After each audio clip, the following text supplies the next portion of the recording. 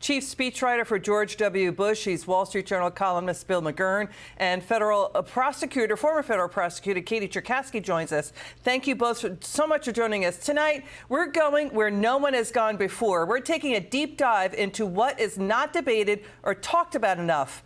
Bill and Katie, the aggressive, unprecedented Democrat attacks to go after Trump and stop him. It started even before he was elected in 2016.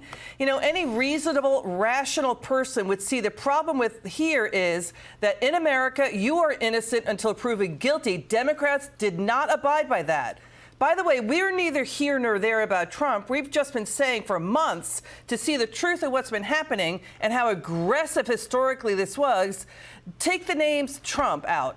Take the names of Democrats out to see clearly what really happened. Bill, first to you. What do you think of this?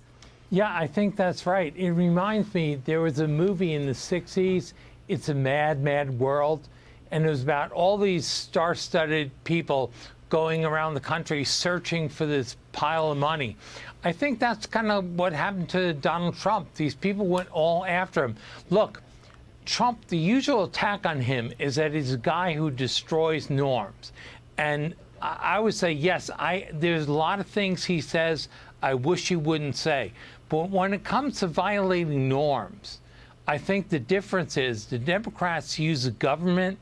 They have the government behind them. Put the FBI onto Carter Page and have prosecutors race for a prosecution.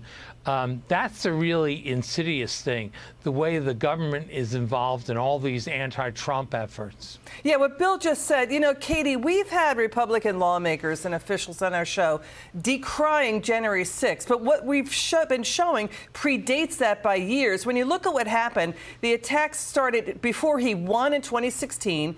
FBI wiretaps to spy on the Trump campaign over Trump-Russia that Robert Mueller then said didn't happen, that collusion.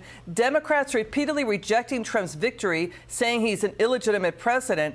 Whether you agree or disagree about Trump, what was happening here is a lot of this was driven behind the scenes by the Hillary campaign to attack him on Trump-Russia, then a cascade of a dozen impeachment resolutions, starting just a few months into his presidency through 2020. You know, Democrat Al Green told MSNBC, quote, "I'm worried if we don't impeach Trump, he'll get reelected." He said that in 2019.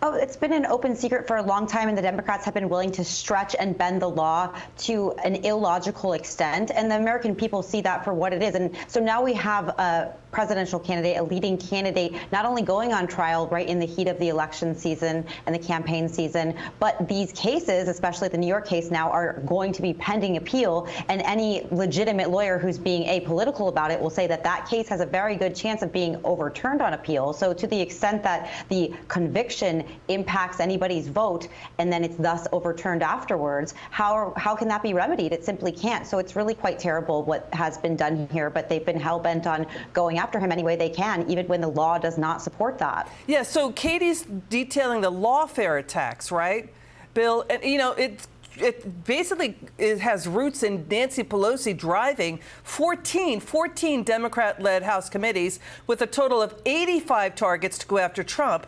That started way back in 2018 to go after Trump on Stormy Daniels, to get his tax returns, go after his family business with the emoluments clause, and also they routinely blocked his agenda, including on the border. By the way, top Democrats reportedly knew that starting in 2018, Joe Biden was talking about running. Yeah, look, I think there's not a doubt about this, and I think the American people understand. That's why the polls haven't moved that much since Trump's conviction. People see it's all a big game. Go after him, throw anything, use anything you got to get him, from dubious impeachments to this Rube Goldberg setup in New York where they transformed a misdemeanor into felonies.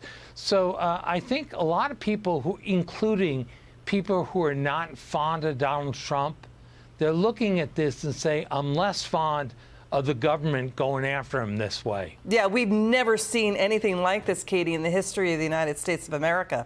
Final word. Yeah, it's really disturbing to see how far people will take it. And again, if somebody legitimately violated criminal law, that's fine. But you're seeing these novel prosecutions that are completely baseless. And the American people do see that for what it is. And that's why the polls are where they are right now, even with that conviction. Bill McGurn, Katie Cherkasky, we're going to stay on this story. We're going to keep digging into it. We appreciate you so much for joining us this Friday night. Have a good weekend, gang. Okay, You let's too. bring back